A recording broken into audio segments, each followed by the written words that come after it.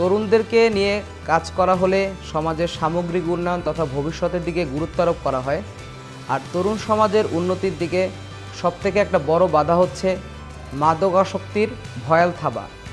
So মাদকাসক্তি থেকে আমাদের তরুণ সমাজকে মুক্ত করতে আমাদের বলিষ্ঠ এবং সঠিক নেতৃত্বের খুব প্রয়োজন।